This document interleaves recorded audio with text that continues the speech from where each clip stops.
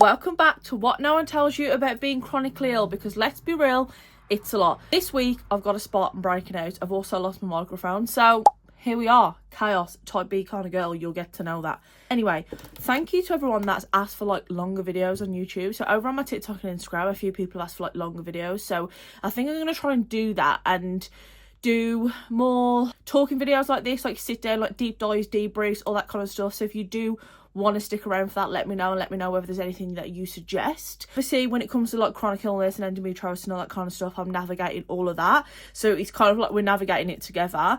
This week I kind of want to talk about fertility, so a bit of a trigger warning, but when I was diagnosed with endometriosis and PCOS, no one really explained to me the complications and the issues I might have with fertility. They kind of just said to me that if I get pregnant, my endometriosis would get better.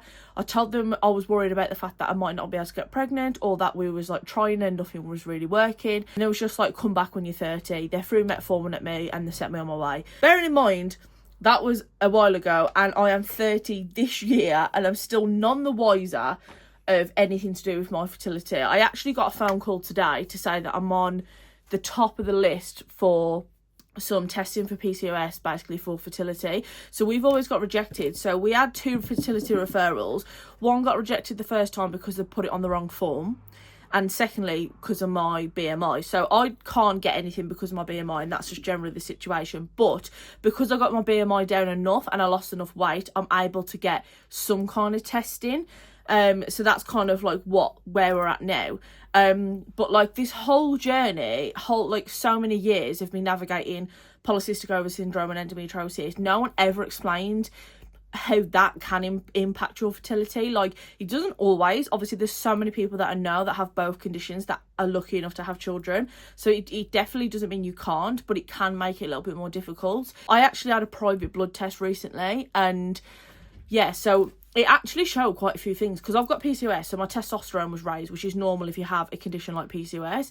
Also looked at like LSH and like fertility hormones and all that kind of stuff, and mine was like, let's just say the bar's here and this is the lowest, and mine was like here. Like, it was so low, which probably would explain why we are struggling. But like, I had to do that separately. Like, I've never been told that on the NHS or anything like that, so it's just quite frustrating really, because like you just don't get told anything, or you get told to worry about it when you're later on down your life. So for instance, when you're 30 or whatever, but then you're in that weird phase then between like 30-40 where they go, oh, time's ticking, like you need to like freeze your eggs, or you need to start looking at everything, and you're like, hold on a minute, it was only a few years ago you was telling me not to worry about it.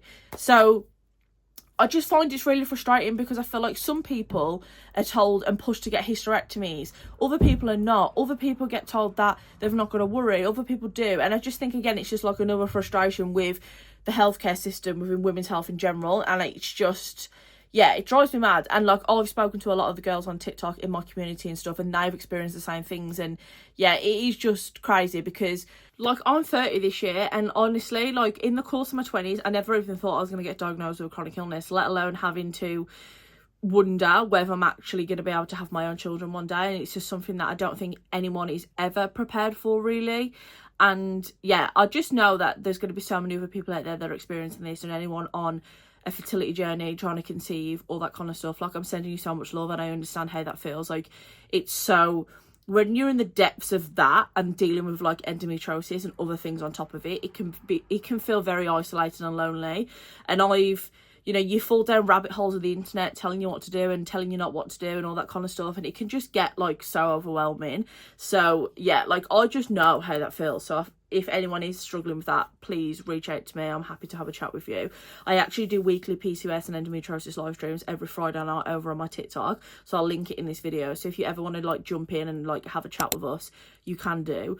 But yeah, I'm looking to have some more recommendations on what kind of videos you want to see on YouTube, so please let me know below, and yeah, I will see you in the next video.